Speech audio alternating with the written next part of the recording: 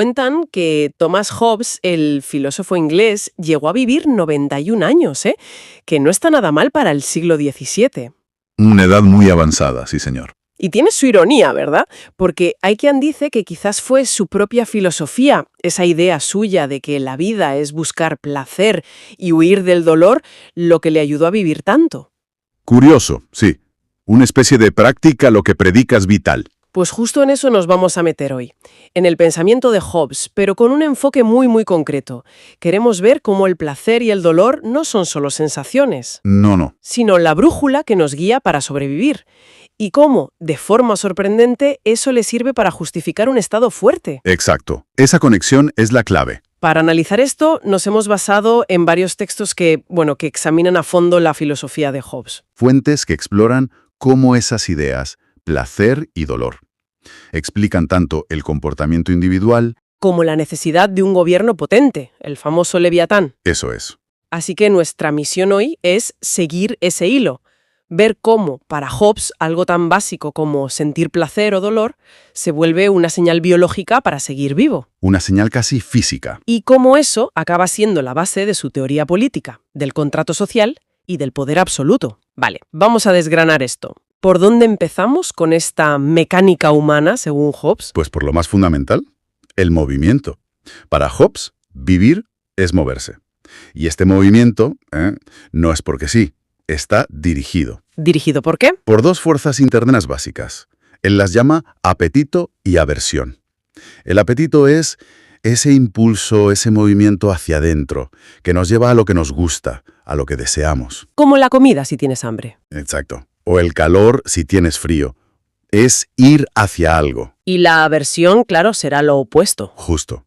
El movimiento de retirada, de alejarse de lo que nos hace daño, de lo que nos disgusta. El peligro, lo desagradable. Eso es, para Hobbes, toda nuestra vida, la psicológica y la de comportamiento, se reduce a esta danza constante.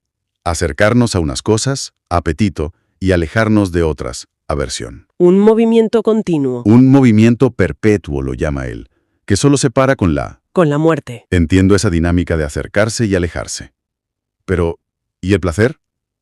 Has dicho búsqueda de placer, pero a veces parece que la meta final es otra cosa. Ah, es que ahí hay un matiz importante. Para Hobbes, el placer no es tanto la meta final en sí. No como para un hedonista clásico, digamos. ¿Entonces qué es? Es más bien un indicador, una señal interna. Cuando sentimos placer, es como si el cuerpo dijera, oye, esto es bueno para ti. Te ayuda a sobrevivir. Exacto. Favorece tu vitalidad. Sigue por ahí. Es una luz verde, pero biológica. Vale, una señal de vas bien para mantenerte con vida. Precisamente. Y el dolor es la señal contraria, la luz roja. Cuidado. Esto te daña, amenaza tu integridad, aléjate. Entiendo. Así que, aunque la meta última siempre es la autopreservación, seguir existiendo, las herramientas que usamos todo el rato para decidir son estas: placer y dolor. Son nuestra guía más inmediata. Nuestra brújula básica, sí. Vale. Y aquí llegamos a un punto que, según las fuentes, era muy rompedor en su tiempo. Hobbes no se queda en describir estas sensaciones y ya está. No, ¿qué va? Nada de abstracto. Lo fascinante es el materialismo de Hobbes. Para él, esto no son estados del alma ni nada etéreo. Son Físicos. fenómenos físicos, ¿sí? Cambios reales en el cuerpo. Son, literalmente, movimientos internos del corazón, de la sangre, de los órganos vitales. Caramba. Tenía una visión muy mecanicista del ser humano, como una máquina. El apetito y la aversión no eran metáforas para él. ¿Eran movimientos fisiológicos de verdad? Entiendo. Entonces, no es siento placer como algo mental, sino mi cuerpo está experimentando un movimiento físico que yo interpreto como placer. Exactamente. Una perspectiva muy biológica. Este sistema de señales placer indicando más movimiento vital, dolor indicando menos o peligro, es natural y objetivo. ¿Objetivo en qué sentido? En el sentido de que ocurre físicamente en cada persona. Es nuestra brújula interna, integrada en nuestro hardware biológico, por así decirlo, diseñada para que la máquina siga funcionando. Vaya, reducirlo todo a movimientos físicos Sí que es potente. Y si esa es la brújula, la física, ¿qué pasa con la moral? ¿El bien y el mal dónde quedan? Pues aquí es donde Hobbes da una de sus volteretas filosóficas más, más famosas y polémicas. A ver, Si la guía es el placer y el dolor físicos, los conceptos de bueno y malo se redefinen por completo. Para Hobbes no existe el bien y el mal en mayúsculas, ¿sabes? En sentido absoluto, trascendente o divino. entonces, ¿qué son? Si no son absolutos. Son etiquetas, etiquetas que ponemos a las cosas según cómo nos afectan. Llamamos bueno simplemente a lo que nos causa apetito, a lo que deseamos, a lo que nos da placer o creemos que nos lo dará. Vale.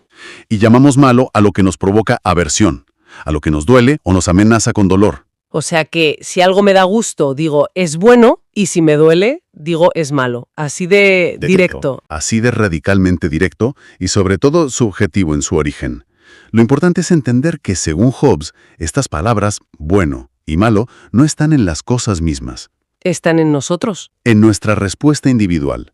Son interpretaciones subjetivas basadas en nuestras sensaciones. Lo que para mí es placentero y, por tanto, bueno, como escuchar cierta música muy alta, Ujú. para otro puede ser un suplicio y, por tanto, malo. Exacto. No hay un criterio universal fuera de la experiencia de cada uno. Aquí es donde la cosa se pone interesante y, supongo que complicada. Si lo bueno y lo malo dependen del placer y el dolor de cada individuo, ¿qué pasa cuando juntas a muchos individuos? Esa es la pregunta. La pregunta clave, que nos lleva de cabeza al famoso estado de naturaleza de Hobbes. La hipótesis esta de cómo sería la vida sin gobierno. Exacto. Imagina, sin gobierno, sin leyes, sin nadie que mande. Cada persona se guía por su brújula de placer-dolor, buscando su bien, maximizar placer, sobrevivir, y evitando su malo, dolor, amenazas. Suena a caos. Si lo que yo veo como bueno para mí implica quitarte algo que tú también quieres porque te da placer, pues chocamos. Y como no hay un juez ni una ley por encima que diga quién tiene razón, ¿qué hacemos? Nada, pelear. Pues eso argumenta Hobbes, de forma implacable. El resultado es un conflicto constante, generalizado. Es la guerra de todos contra todos, bellum omnium contra omnes. El hombre es un lobo para el hombre. Homo homini lupus, exactamente. Pero espera, ¿no es una visión un poco extrema? ¿De verdad crees que sin gobierno nos estaríamos matando literalmente todo el rato? ¿No hay cooperación natural o empatía? A ver, Hobbes no niega que pueda haber momentos de cálculo o incluso de cooperación, pero dice que son frágiles, que siempre están por debajo del interés propio de buscar placer y evitar dolor. O sea, que si no me conviene, la cooperación se acaba. Claro. Si no hay un poder que meta miedo y ponga reglas, lo normal es la desconfianza. Nunca puedes estar seguro de que el otro no va a intentar aprovecharse de ti para su propio beneficio, para su bien subjetivo. Es una perspectiva desoladora. Totalmente. Por eso dice que la vida en ese estado es, su famosa descripción, solitaria, pobre, desagradable, brutal y corta.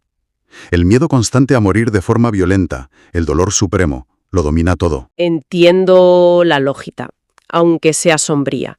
Si la base es esa subjetividad radical del bien y el mal, ligada al placer y dolor de cada uno, y el motor es la autopreservación egoísta, pues sí, sin un árbitro el conflicto parece inevitable, o al menos una tensión constante. Y si conectamos esto con el panorama general, esta conclusión tan dura sobre el estado de naturaleza no es solo un ejercicio intelectual para Hobbes. Es su justificación. Es la justificación fundamental para necesitar un Estado. Y un Estado fuerte, además. Precisamente porque no podemos ponernos de acuerdo en qué es bueno o malo, basándonos solo en nuestras sensaciones, y porque eso lleva a la guerra, necesitamos crear, artificialmente, una autoridad, un soberano. Una autoridad que ponga orden en ese lío de deseos y miedos individuales. Exacto. Un poder que pueda establecer leyes comunes, definiciones compartidas aunque sean impuestas, de lo justo y lo injusto, lo permitido y lo prohibido. Que cambie la subjetividad por normas aplicables a todos. Eso es, normas objetivas, o al menos objetivamente aplicadas, que hagan posible vivir juntos en paz. La idea es que el miedo al castigo del soberano, un dolor seguro si te saltas la ley, sea mayor que el placer que podrías obtener saltándotela. Tiene sentido dentro de su sistema. Ahora, la pregunta es, ¿y por qué la gente aceptaría esto? Someterse a un poder así, renunciar a su libertad natural de buscar el placer como quiera. Parece que va en contra de la propia naturaleza que describe. Parece que sí, pero según Hobbes, es justo la conclusión lógica de nuestro propio cálculo de placer y dolor, que nos impulsa a salir del estado de naturaleza y aceptar el contrato social. ¿Qué nos impulsa? Hobbes ve dos motores principales, y ambos vienen de nuestra brújula básica de placer-dolor. El miedo, imagino que es uno. El miedo, el primero y fundamental, pero no un miedo cualquiera. Es el miedo al summum malum, al mal supremo. La muerte violenta a manos de otros. Ese terror constante en el estado de naturaleza es un dolor físico y psicológico tan grande que la gente está dispuesta a pagar mucho por escapar de él. Vale, el miedo a la muerte violenta. ¿Y el segundo motor? Tiene que ver con el placer. Sí, pero de una forma más calculada. Es el deseo de una vida más cómoda, más segura y al final más placentera. Ajá. No es solo evitar el dolor extremo de la muerte, sino crear las condiciones para poder buscar los placeres normales de la vida, la propiedad, el trabajo, la cultura, la comodidad, de forma estable, sin la amenaza constante del conflicto. Querer poder disfrutar de lo tuyo sin miedo a que te lo quiten. Exactamente. Poder trabajar y saber que vas a recoger los frutos. Entiendo. Entonces, el contrato social de Hobbes no es un pacto idealista basado en principios morales altos. Para nada. Es un pacto de conveniencia. Casi un trato por desesperación, ¿no? Impulsado por el miedo al dolor máximo y el deseo de un mínimo de seguridad para buscar algo de placer. Totalmente. Renunciamos a la libertad absoluta de hacer lo que nos dé la gana, porque esa libertad, paradójicamente, nos lleva a una vida llena de dolor y miedo. ¿Y aceptamos la sumisión? Es una renuncia colectiva motivada por el miedo, de la libertad individual a un poder absoluto.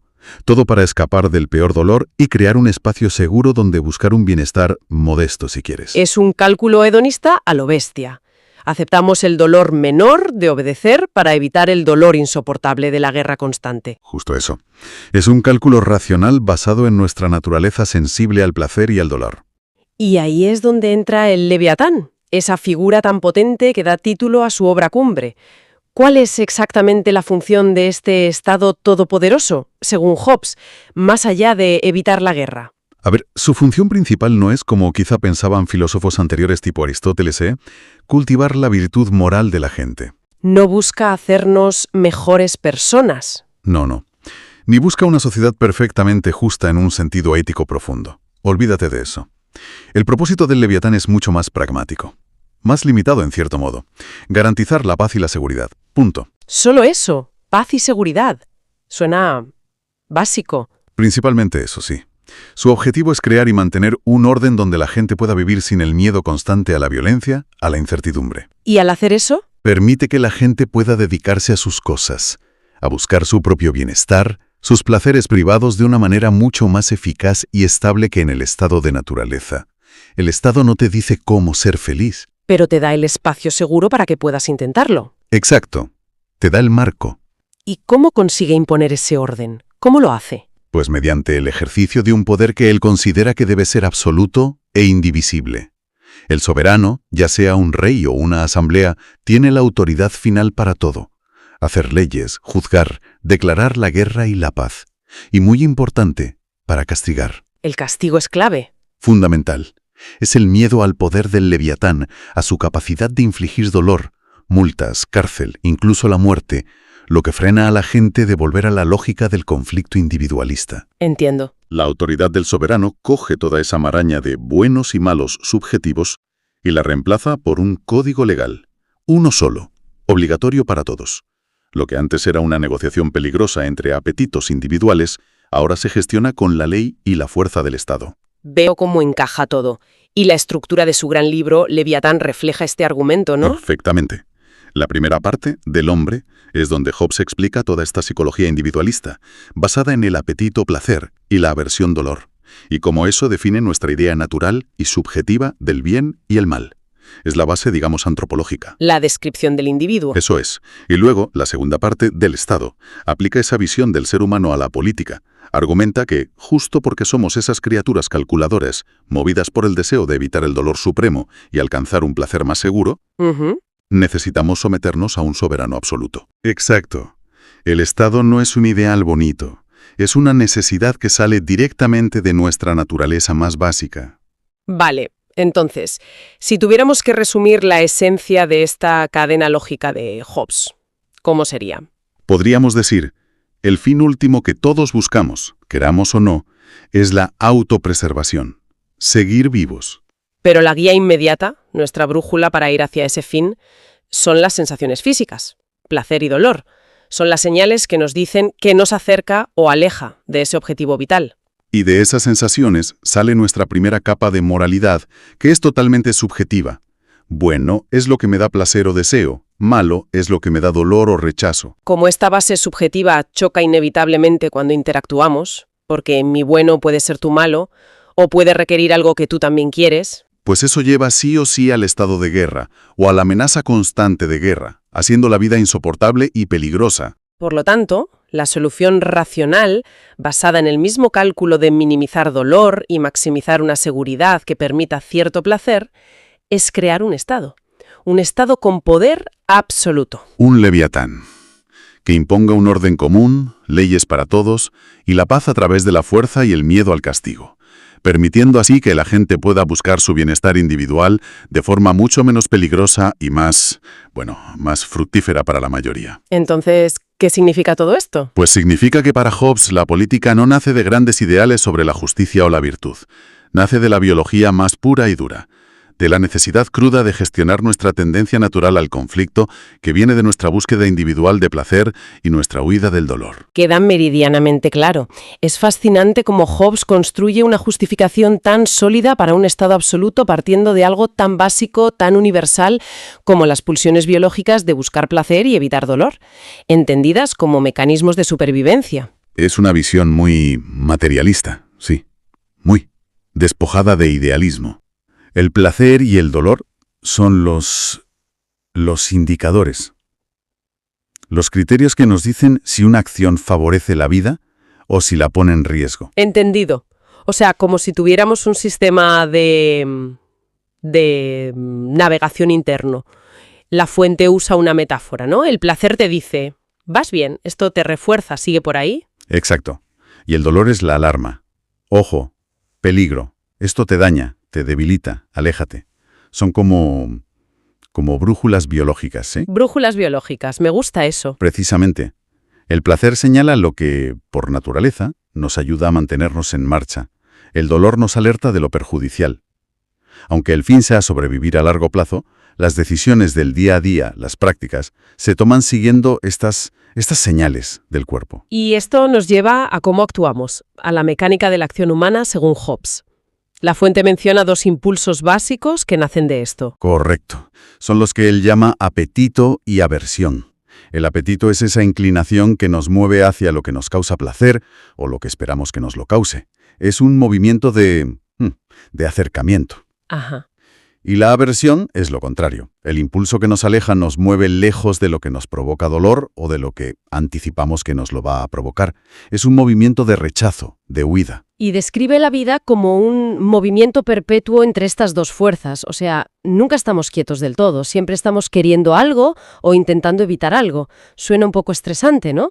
Hombre, desde luego, es una visión muy dinámica y sí, un poco inquieta de la existencia.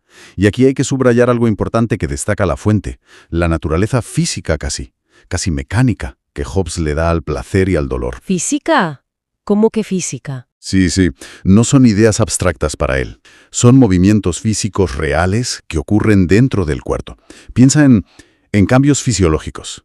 A ver. El placer para Hobbes corresponde a un movimiento que ayuda, que refuerza lo que él llama el movimiento vital. El corazón latiendo, la sangre circulando, lo básico para estar vivo.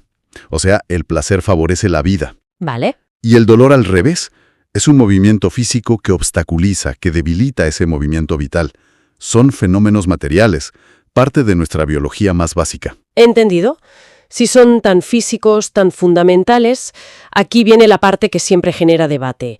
¿Qué pasa con el bien y el mal? ¿Dónde queda la moralidad en un esquema tan biológico? Pues aquí es donde Hobbes rompe con mucha de la filosofía moral anterior. Para él, bueno y malo no son cualidades que estén en las cosas mismas. Tampoco son mandatos divinos ni verdades universales. ¿Entonces qué son? Son nombres que les damos. Llamamos bueno, simplemente, a aquello que deseamos, al objeto de nuestro apetito, porque nos produce placer o creemos que lo hará. Y llamamos malo a aquello que rechazamos, al objeto de nuestra aversión, porque nos causa dolor o pensamos que lo hará. Espera. Entonces, si te sigo bien, no hay un bien objetivo. Lo que para mí es bueno puede ser malo para ti. Exactamente eso. La moralidad en su origen es radicalmente subjetiva. Depende de cada individuo, de su cuerpo, de sus experiencias. No hay un bien o mal en sí mismo. Hay cosas que nos atraen y las llamamos buenas, y cosas que nos repelen y las llamamos malas. Son etiquetas basadas en nuestra respuesta psicofísica. Uf, esto tiene unas implicaciones tremendas para la convivencia. Si mi bien es tu mal y no hay un criterio superior. Ahí has dado en el clavo. Justo esa es la situación que Hobbes llama el estado de naturaleza. Imagínate un mundo sin gobierno, sin leyes, sin autoridad común. El caos. Pues sí. Cada persona persigue lo que considera bueno para sí misma, lo que le va a placer, y huye de lo que considera malo, lo que le da dolor. Como no hay un criterio compartido y los recursos además pueden ser limitados, pues el choque es inevitable. Claro, si yo necesito para sobrevivir algo que tú también necesitas, y ambos lo vemos como bueno para nosotros, el conflicto está asegurado. Cada uno es juez de lo que necesita para seguir vivo. Y en ese estado, dice Hobbes, cada uno tiene derecho a todo, incluso al cuerpo de otro, si cree que lo necesita para preservarse. El resultado es lo que él llamó la guerra de todos contra todos, el bellum omnium contra omnes. Suena terrible. Lo es. Es una situación de miedo constante, de desconfianza total. Y ahí viene su famosa descripción de la vida en ese estado: solitaria, pobre, desagradable, brutal y corta. ¡Qué panorama! ¿La causa de todo esto, entonces, es esa subjetividad radical del bien y el mal, unida a la lucha por sobrevivir sin reglas comunes? Exacto. La falta de un poder común que ponga normas y las haga cumplir es lo que convierte esa búsqueda individual de placer y huida del dolor en una catástrofe para todos. Pero si esto es así, si esta es nuestra naturaleza, ¿cómo salimos de ahí?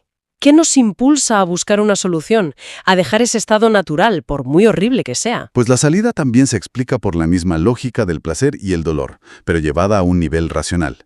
Hay dos grandes motivos para buscar la paz y crear una sociedad. El primero, y quizá el más fuerte, es el miedo. El miedo al dolor, claro. Sí, pero no a un dolor cualquiera. Es el miedo al dolor supremo, la aversión más profunda. El miedo a morir de forma violenta a manos de otros. Ese terror constante a perder la vida en la guerra de todos contra todos. Eso es un motor potentísimo para buscar una salida. Es el instinto de supervivencia en su máxima expresión. La aversión total a ser aniquilado. Vale. ¿Y el otro motivo? Dijiste que eran dos. El otro es el deseo. El deseo de tener una vida no solo segura, sino también más cómoda, más placentera. La esperanza de poder disfrutar de tu trabajo, de construir cosas, de comerciar, de tener una mínima estabilidad para buscar tu bienestar sin estar siempre mirando por encima del hombro. Ah, claro. Es el apetito buscando una satisfacción más duradera, más fiable de la que te puede dar el estado de naturaleza. Entendido. Entonces, el miedo a lo peor, la muerte violenta, y el deseo de algo mejor, una vida más segura y cómoda, nos llevan, usando la razón, a buscar una alternativa. Correcto. Los seres humanos, dice Hobbes, usan la razón, que también es parte de nuestra naturaleza, para calcular qué es lo mejor para satisfacer esa aversión fundamental y ese deseo de bienestar. Y la conclusión racional es: tenemos que pactar. Ese pacto es el contrato social. El famoso contrato social. ¿Y en qué consiste ese pacto, según Hobbes? ¿Qué acordamos? Pues básicamente acordamos renunciar a nuestro derecho a todo, a esa libertad absoluta pero peligrosísima del estado de naturaleza. Renunciamos a ella con la condición de que los demás también lo hagan. Vale, todos cedemos. Sí.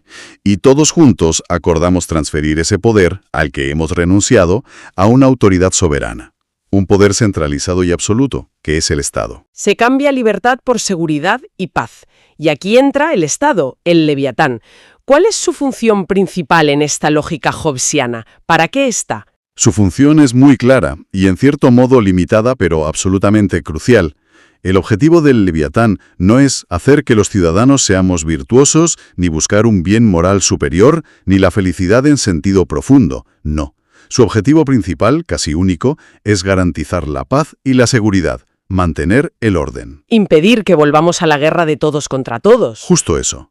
O sea, su trabajo es, fundamentalmente, impedir que nos matemos unos a otros y crear un marco donde la vida sea predecible, no una lucha constante. ¿Entendido? Al poner leyes claras y, sobre todo, al tener la fuerza, la espada, dice Hobbes, para hacerlas cumplir, el soberano acaba con la guerra de todos contra todos y transforma esa subjetividad radical y peligrosa del bien y el mal individual. ¿Cómo la transforma? Desaparece la subjetividad del placer y el dolor. No es que desaparezcan nuestros apetitos y aversiones individuales. Seguimos buscando lo que nos gusta y evitando lo que nos duele. Pero ahora todo eso está sometido a la ley. Ah, vale. Lo que antes era bueno o malo según cada uno, ahora se define de forma objetiva por lo que dice la ley del soberano. La ley dice qué se puede hacer y qué no. Crea un criterio común de justicia, de comportamiento aceptable. Convierte esas ideas individuales que podían chocar en normas para todos, con consecuencias reales y estables. Da un marco de referencia externo. Precisamente. La autoridad del soberano impone un orden que es artificial, sí, pero necesario, sobre nuestra naturaleza.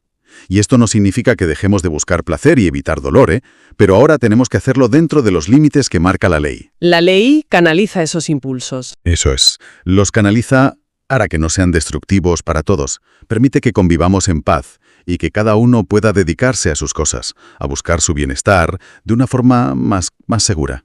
La fuente también apuntaba algo sobre la estructura del propio libro, del Leviatán. Sí, y es interesante. La primera parte del libro, del hombre, se dedica justo a esto que hemos hablado, a establecer cómo somos, esa base psicológica.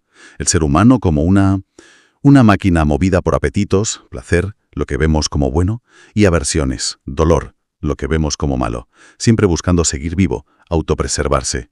Pone las bases sobre la naturaleza humana. Exacto. Y luego, la segunda parte, del Estado, usa directamente esa visión del ser humano para justificar por qué necesitamos un poder soberano absoluto. Demuestra que crear el Leviatán es la única salida racional para individuos como nosotros, si queremos evitar destruirnos mutuamente. O sea, la estructura del libro es un argumento en sí misma. Si aceptas cómo somos, parte 1, tienes que aceptar que necesitamos el Estado, parte 2. Esa es la lógica implacable de Hobbes. El Estado no es un ideal bonito, es una consecuencia necesaria, pragmática, de nuestra naturaleza tal como él la ve. Una naturaleza guiada por esa brújula del placer y el dolor hacia el fin último de seguir existiendo. El Leviatán es la solución racional al problema que nosotros mismos planteamos. Muy bien, pues vamos a recapitular un poco para fijar las ideas clave. Según Hobbes, lo primero es la autopreservación, seguir viviendo. Correcto. Ese es el impulso de fondo, sí. Pero para guiarnos en el día a día tenemos señales internas, el placer y el dolor. Son como indicadores biológicos. Placer es sigue, dolor es para. Son la brújula inmediata, la que orienta la acción hacia la supervivencia. Exacto. Y de ahí, de esas sensaciones físicas, viene la moralidad, que al principio es totalmente subjetiva.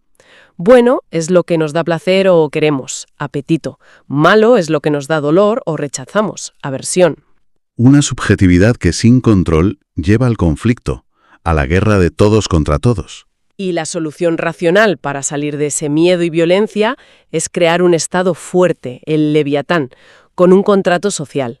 Y la función de ese Estado no es hacernos buenos, sino garantizar la paz y la seguridad.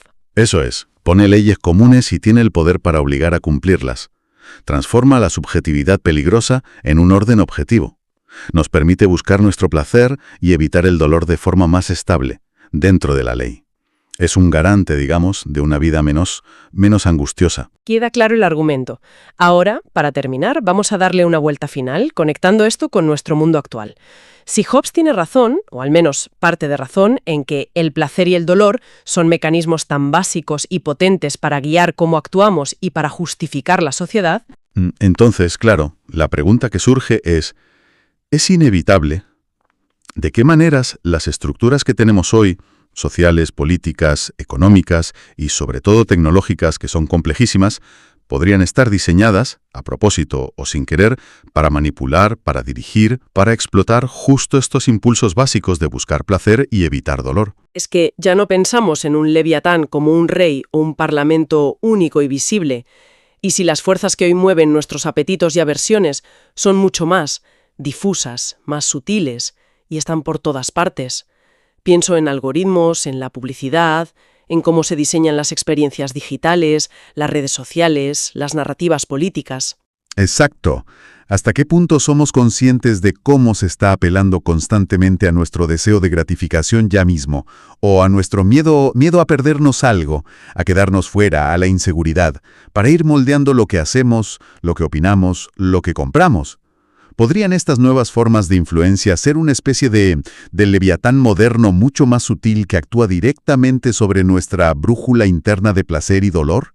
Y lo hace con fines que a lo mejor ni entendemos del todo o con los que no estamos de acuerdo. Es una perspectiva inquietante, la verdad, pero quizá muy pertinente. ¿Somos realmente nosotros quienes dirigimos nuestra búsqueda de placer y nuestra huida del dolor en el siglo XXI? ¿O estamos siendo sutilmente guiados por mecanismos que entienden nuestra naturaleza, esta naturaleza hobbesiana, quizá mejor que nosotros mismos? Ahí queda esa reflexión, ¿no? Aplicando la lente de Hobbes a nuestro presente tan conectado y tan complejo. Una pregunta para seguir dándole vueltas mucho después de que acabemos aquí.